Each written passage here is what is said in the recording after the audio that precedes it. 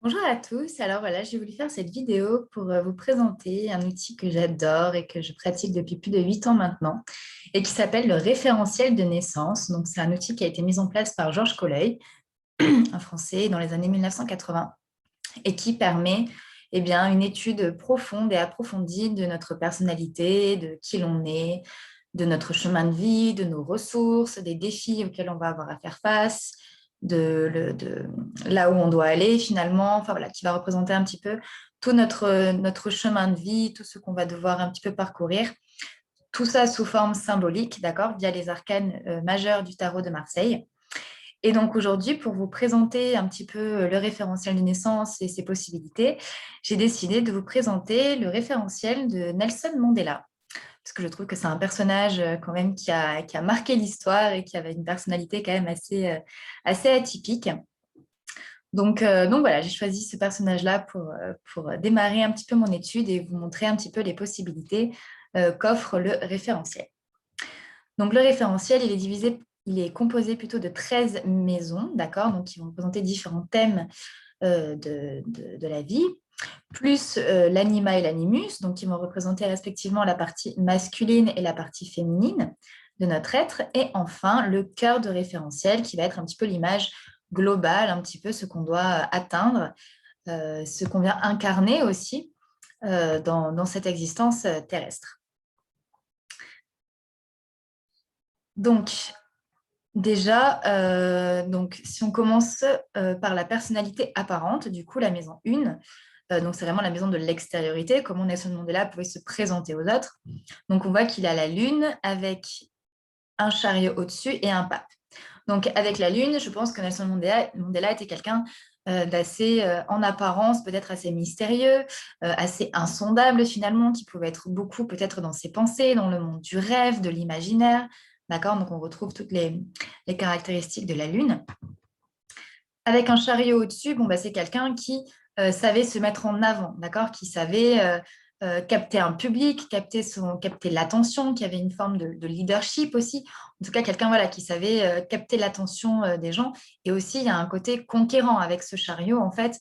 Donc, quelqu'un qui va vraiment de l'avant, euh, voilà, qui n'a pas peur un petit peu euh, de foncer, entre guillemets, là où il doit foncer, en fait. Et on l'a vu avec toute la vie qu'il a eue.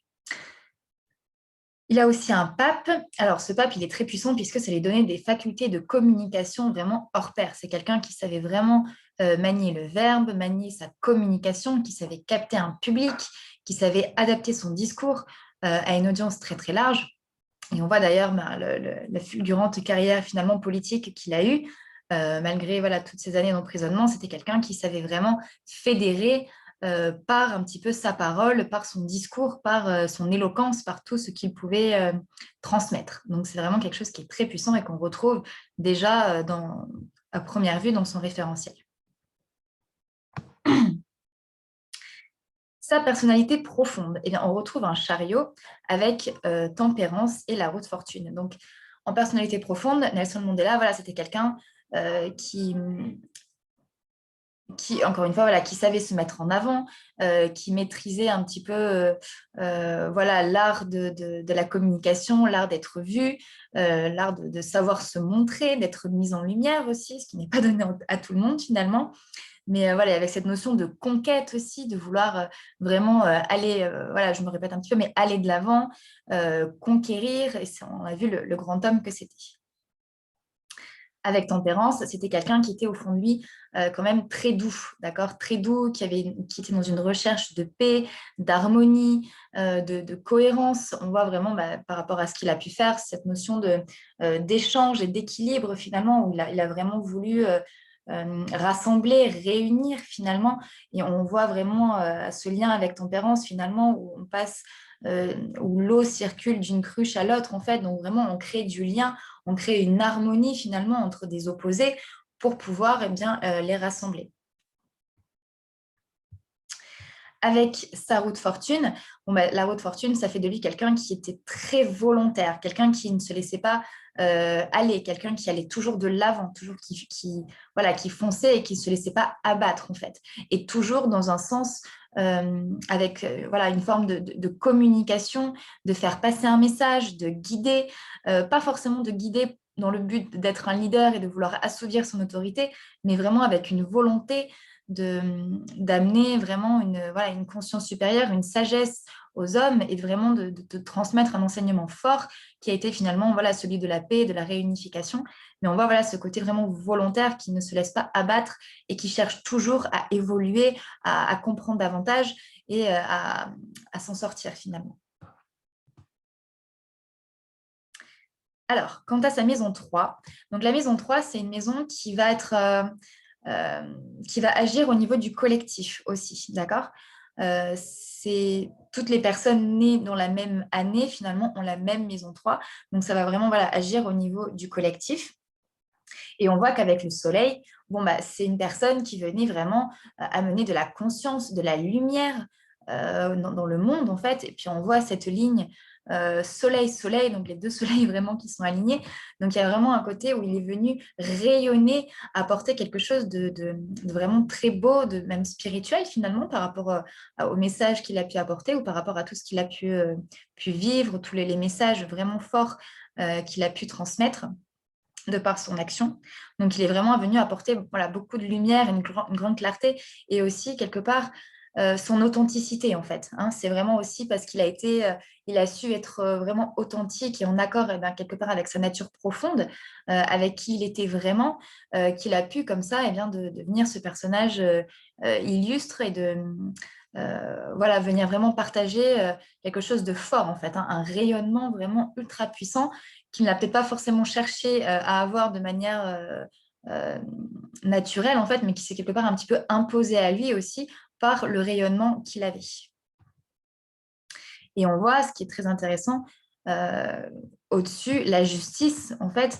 Donc, on voit vraiment que son action a joué au niveau de la justice sociale, d'accord? Donc, parce qu'il était dans une recherche vraiment d'équilibre, de justesse, d'une forme d'éthique, d'accord?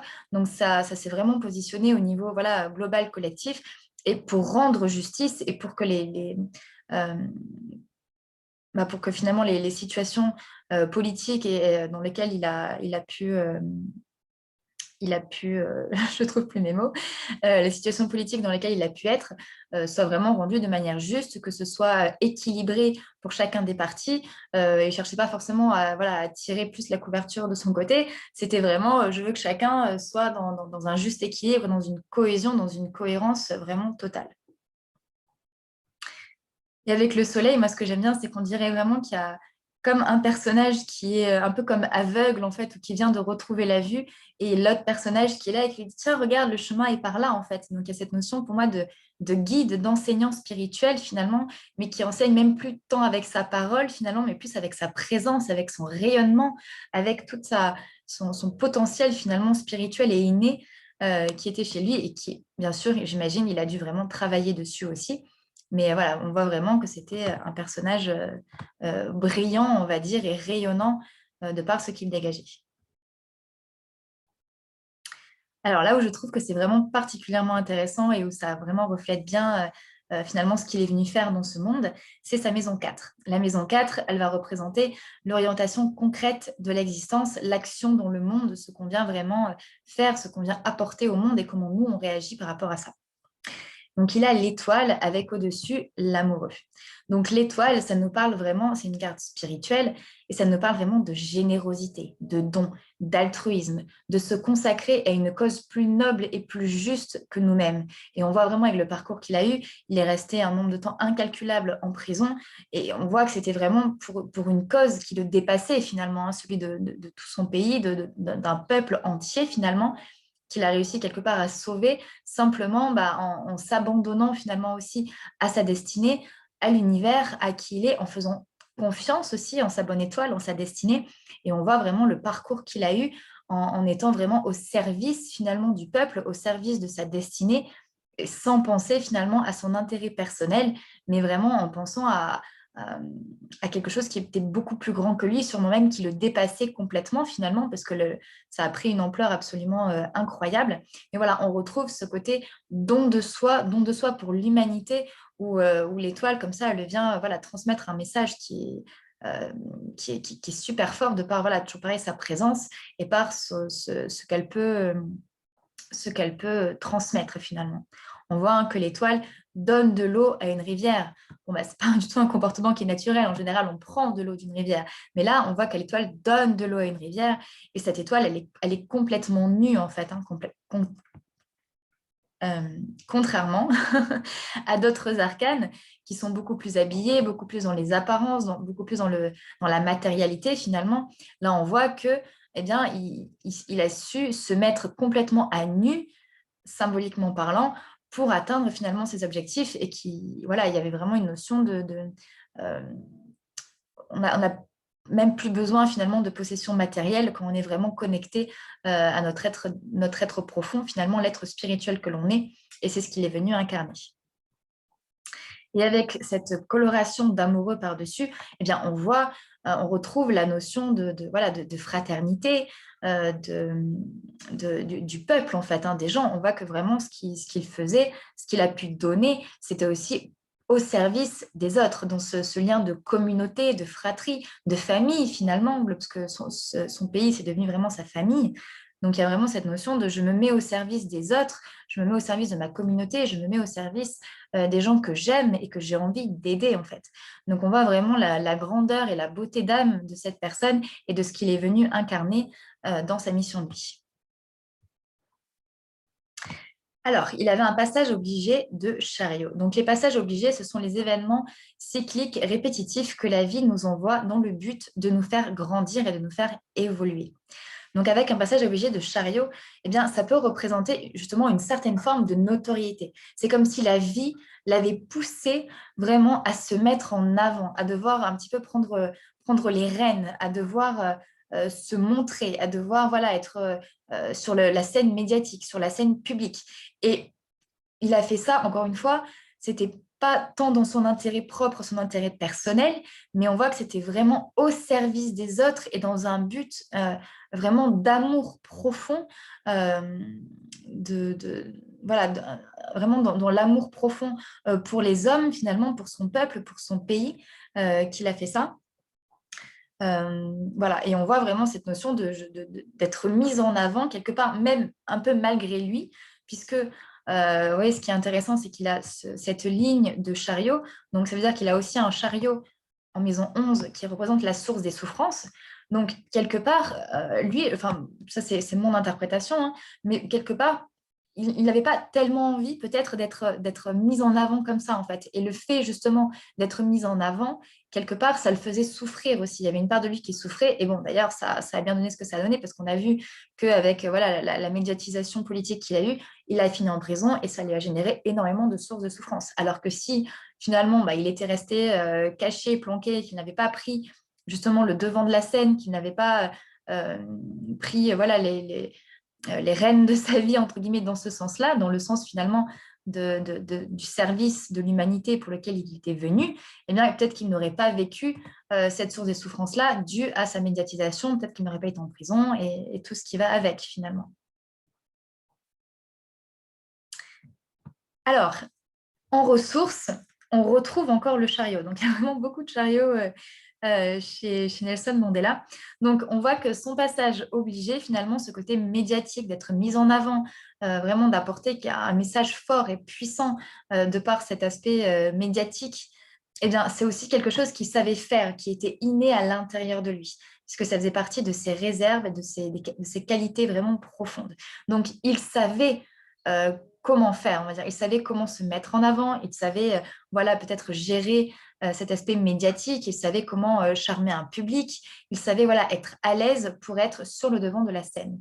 Donc c'est vraiment une ressource qui l'a beaucoup aidé, même au niveau de son charisme, de ce qu'il pouvait dégager, représenter. C'est vraiment quelque chose qui l'a beaucoup aidé du coup dans son parcours. Alors, son défi, et pas des moindres, il avait un défi de pendu. Donc, il avait vraiment un défi de lâcher prise et surtout d'attente profonde. Et encore une fois, on a vu, il a passé, je ne me rappelle plus exactement combien de temps, mais il me semble plus de 20 ans en prison. Donc là, il y a vraiment ce défi de pendu qui est vraiment bien présent, puisque le pendu, eh bien, il est les pieds attachés et il est complètement immobile. Il ne peut finalement rien faire si ce n'est observer, si ce n'est attendre, si ce n'est voilà, attendre que les choses bougent finalement et que quelqu'un veuille bien le détacher finalement ou que lui-même se décide à se détacher. Donc, il y avait vraiment aussi donc, cette notion d'attente vraiment qui a été très importante pour lui, cette notion d'observation aussi et de comprendre aussi qu'il pouvait grandir et évoluer sans agir finalement, sans être dans une notion de mouvement. Et je pense que c'est ça qui a été peut-être très difficile pour lui, mais qu'il a su, je pense, hein, de ce que nous dit l'histoire en tout cas, qu'il a su très bien gérer, puisque avec tous ces chariots, finalement, il y a une volonté très forte de mouvement. D'accord? Le chariot, c'est une arcane qui avance, qui est en mouvement, qui a besoin d'agir, d'être dans le concret, dans la matière.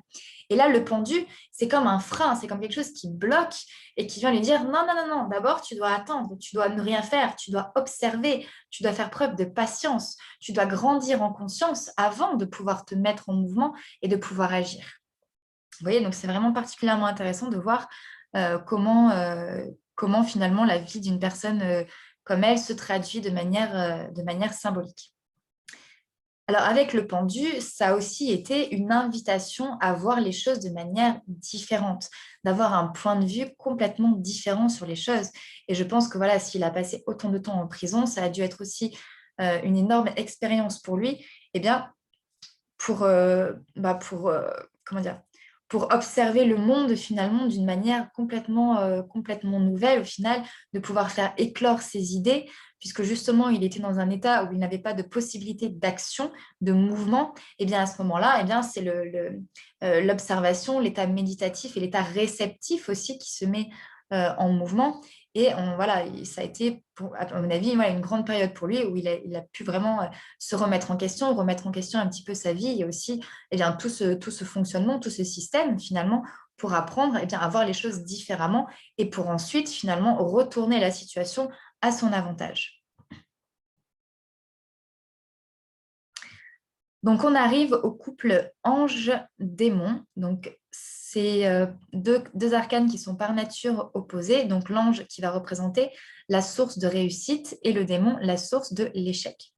Donc, en ange, le soleil, bon ben voilà, on retrouve ce soleil en maison 3, donc cette ligne magnifique de soleil. Donc, c'était quelqu'un qui devait être vraiment très rayonnant, qui devait avoir un fort charisme, qui, à mon avis, voilà, attirait très facilement les gens à lui par ce qu'il pouvait dégager, de par sa lumière intérieure, cette sagesse, ce rayonnement, son authenticité aussi. Et quelqu'un voilà, qui savait vraiment mettre de la lumière, apporter de la conscience aux autres. Et pour moi aussi, agir tel un guide, tel un père aussi. Hein, le soleil, dans la symbolique, c'est le père, quelque part. Donc, agir comme un père un petit peu pour sa nation et pour tout ce qu'il a pu vivre.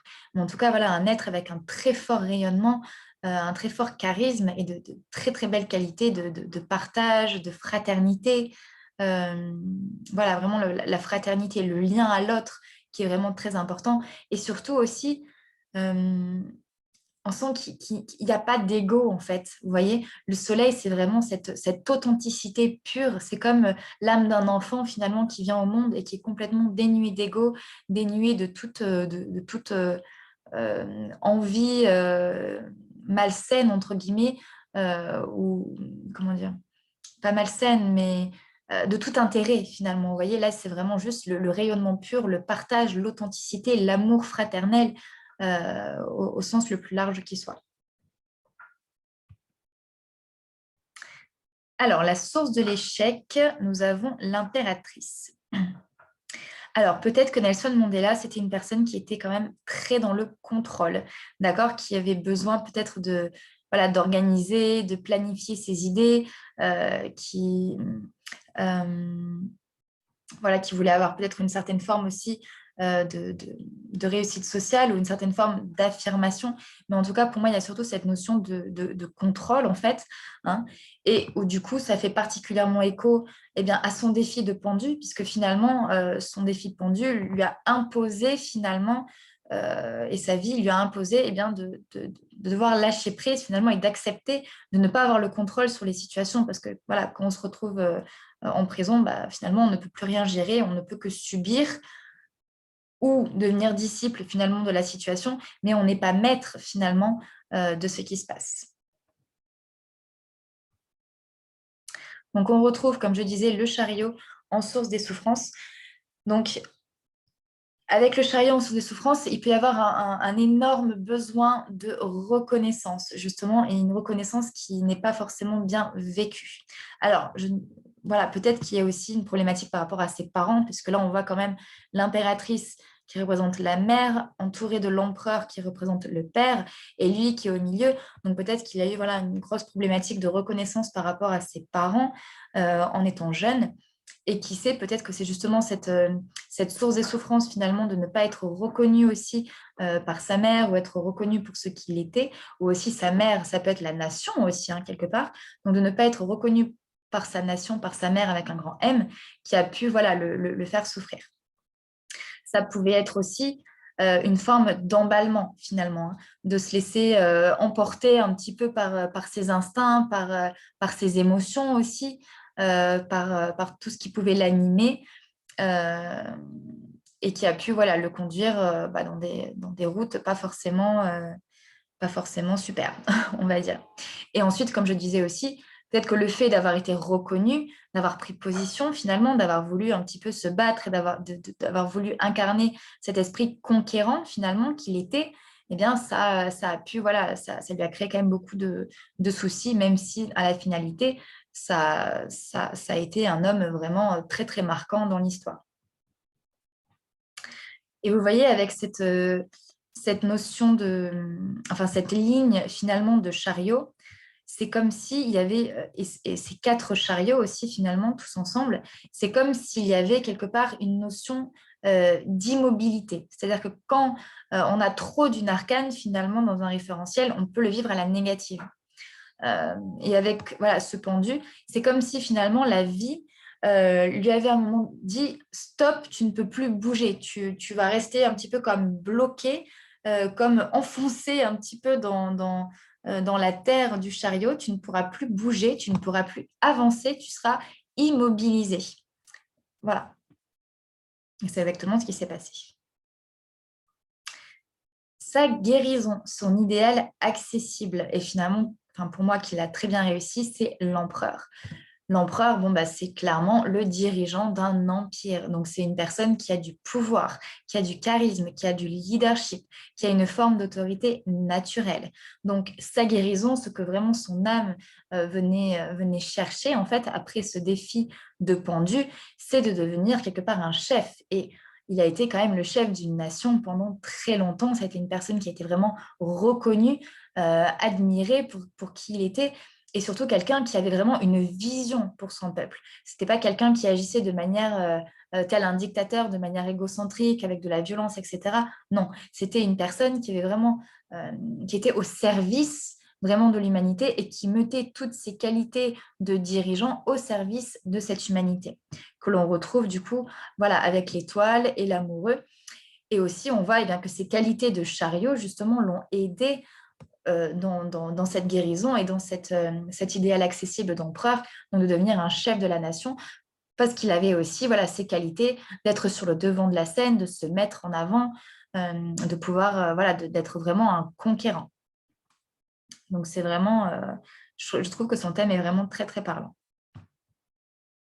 Alors, le comportement naturel qu'il a pu avoir et dans lequel il fallait qu'il sorte, et à mon avis qu'il est sorti, c'est le mat. C'est-à-dire que naturellement, c'est quelqu'un qui aurait pu prendre la fuite, en fait. C'est quelqu'un qui aurait pu se dire, ah ben non, en fait, je n'ai pas envie de prendre ce poids-là, cette responsabilité-là que je sens euh, qui m'est pas imposé, mais qui m'est demandé finalement. Et bah, je prends mon bagage et je prends la fuite et je ne m'en occupe pas. Je reste libre, je reste indépendant. Voilà, je ne veux pas de tout ça. Voilà. Mais ce n'est pas ce qu'il a fait. Au contraire, le travail qu'il avait à faire et qui pour moi a été vraiment pleinement réussi, c'était un travail de tempérance. Donc, d'un point de vue personnel pour lui, c'était vraiment un travail de gestion de ses émotions, un travail d'équilibre intérieur, mais surtout, si on parle au niveau du collectif, c'est vraiment cette notion de devenir harmoniser, de trouver un équilibre finalement entre les différents partis. C'est d'être comme un médiateur, un communicant, vraiment pour rassembler, pour unifier. D'accord? Et le tout avec un côté vraiment angélique, d'accord? Sans violence, sans guerre, sans bataille, simplement avec voilà, une forme de communication et d'intelligence de par ce qu'il a pu faire par rapport au rugby et par rapport aux actions qu'il a pu mener, d'agir vraiment avec de la douceur, de la diplomatie et de l'amour aussi finalement pour son peuple et pour les personnes qui lui étaient contemporains, et toujours avec cette vision forte sur du long terme aussi de ce qu'il voulait créer. Donc c'est vraiment exactement finalement ce qu'il a réussi à faire, d'harmoniser, de créer de la cohérence, de la médiation entre les peuples finalement pour pouvoir se réunir. Donc, on a un petit peu déjà parlé de l'animus et de l'anima. Donc, l'animus, voilà, c'est lui donner ses facultés de communication hors pair. Ça fait vraiment de lui un guide, mais vraiment très, très puissant, où il savait vraiment utiliser la parole à la fois pour convaincre, mais vraiment aussi pour guider, pour enseigner, pour transmettre. Il savait vraiment jouer avec les mots, avec l'art de la communication et pour s'adapter à son public. Et il a su vraiment faire ça très, très bien. La route fortune aussi, j'en ai parlé. Donc voilà, quelqu'un qui est vraiment volontaire, qui va de l'avant, qui ne se laisse pas arrêter. Quelqu'un, à mon avis, quand même de très sensible émotionnellement, voilà, qui pouvait brasser beaucoup de choses, qui a pu vivre beaucoup de hauts et de bas aussi forcément dans sa vie, mais qui a su toujours se relever et aller toujours plus loin dans ce qu'il a pu apporter au monde. Et enfin, son cœur de référentiel. Donc, le cœur de référentiel, c'est une maison qui double. Elle va être vécue de manière négative en première partie de vie et vécue de manière positive, ou pas d'ailleurs. Enfin, au plus on travaille sur nous, au plus le cœur de référentiel va devenir positif. Donc, le travail, bien sûr, passe d'abord par le fait de relever son défi, ensuite de marcher vers sa guérison, de travailler sur sa nécontropie, voilà, pour pouvoir ensuite vivre le diable de manière positive. Alors, vécu de manière négative, le diable, je pense que voilà, c'est quelqu'un, Nelson Mandela, qui a été vraiment diabolisé, qui a pu être vraiment critiqué, qui a été même enchaîné, d'accord, emprisonné. Hein, on retrouve voilà le diable donc qui pouvait représenter l'apartheid, donc je ne veux pas dire n'importe quoi au niveau historique, mais qui pouvait représenter un petit peu l'apartheid, avec voilà ces personnes finalement qui étaient enchaînées à ce système, qui était pieds et poings liés et qui ne pouvait rien faire finalement, et lui-même finalement en a subi aussi les conséquences par rapport à son histoire personnelle.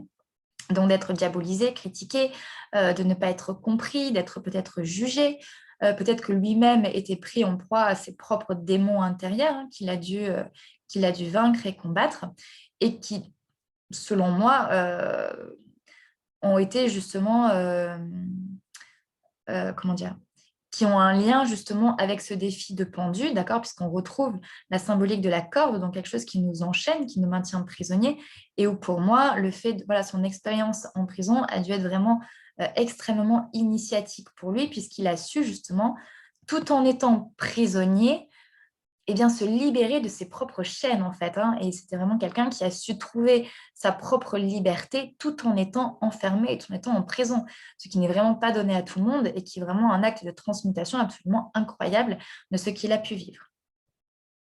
Alors, vécu de manière positive, le diable, déjà, c'est la porte du monde spirituel. Donc, c'est quelqu'un qui vient, au sens symbolique, c'est Lucifer, c'est le porteur de lumière. Donc, c'est lui qui vient apporter la conscience aux hommes, celui qui vient apporter la lumière aux hommes.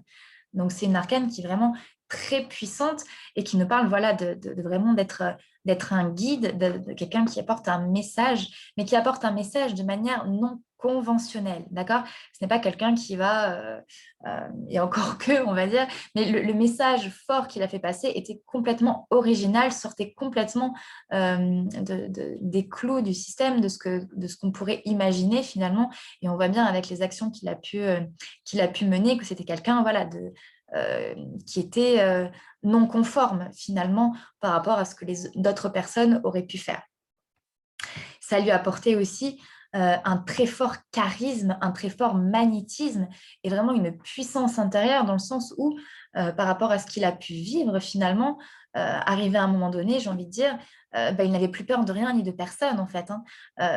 Voilà, c'est vraiment quelqu'un qui avait une très très forte puissance intérieure et qui surtout euh, n'a pas eu peur finalement de se plonger dans le côté sombre en fait, qui n'a pas eu peur de faire face à ses adversaires, mais qui a su malgré tout rallier tout le monde à sa cause en utilisant eh bien, justement sa grande intelligence, en utilisant son côté malin, voire même manipulateur, mais dans le bon sens du terme, parce que la manipulation n'est pas forcément que négative, hein. Là, ça a été, enfin, ce qu'il a fait par rapport au rugby, par exemple, c'était une forme de manipulation positive, mais qui lui a demandé eh bien, une très grande intelligence euh, voilà, pour arriver à ses fins. Donc, quelqu'un aussi qui était aussi extrêmement intuitif, d'accord? Le diable, on voit qu'il a les antennes comme ça qui sortent. Donc, quelqu'un qui sait vraiment capter les gens, les énergies, qui il a autour de lui aussi. Voilà, et en tout cas, avec un diable en carte de référentiel, c'est quelqu'un qui ne laisse pas indifférent en fait, hein. Soit il plaît pas, mais en tout cas, de par son énergie, de par son charisme, voilà, on voit qu'il a su, enfin, qu'il a marqué les esprits et qu'il a marqué l'histoire en fait, hein, vraiment. Donc après, il a quand même un référentiel qui est à la fois très très beau, avec de très très belles ressources, de très belles compétences, et à la fois énormément de tiraillements internes. Je pense que ça a dû être quand même très compliqué pour lui de faire tout ce qu'il a pu faire. Mais voilà, on voit que ça a vraiment été un grand homme il a vraiment réussi à complètement actualiser son référentiel de naissance par rapport à tout ce qui lui était proposé. Et il a vraiment voilà, réussi haut la main. Et d'ailleurs, ça se voit puisque c'est quelqu'un qui a marqué vraiment les histoires et qui a marqué les esprits. Voilà, bah, écoutez, j'espère que ça vous aura plu. C'était une petite vidéo, je suis allée assez rapidement, je ne suis pas rentrée trop en profondeur non plus dans le référentiel de Mandela. Mais voilà, c'était pour vous donner une première approche de ce qu'est le référentiel de naissance. Si jamais ça vous intéresse et que vous voulez commander votre propre référentiel de naissance, vous avez toutes les informations sur mon site internet. Vous pouvez le trouver en PDF ou alors commander une interprétation par vidéo. Donc là, sera beaucoup plus complète. C'est une présentation d'environ 1 heure et quart, 1 heure et demie. Voilà, surtout votre potentiel, votre chemin de vie. Donc, je reprends toutes les maisons et je rentre vraiment beaucoup plus en profondeur pour expliquer toute la symbolique des arcanes et de tout votre référentiel de naissance au complet. Voilà, bah écoutez, je ferai d'autres vidéos sur d'autres célébrités. Si vous avez des idées, des envies de personnalités que vous verriez j'analyse, c'est avec grand plaisir. Vous pouvez me les laisser dans les commentaires et j'en prendrai compte. Voilà, bah, je vous dis à très bientôt et j'espère que cette vidéo vous aura plu. N'hésitez pas à me laisser un commentaire, un petit pouce bleu, ça fait toujours plaisir pour ceux qui sont sur YouTube. Et, euh, et voilà, je vous remercie.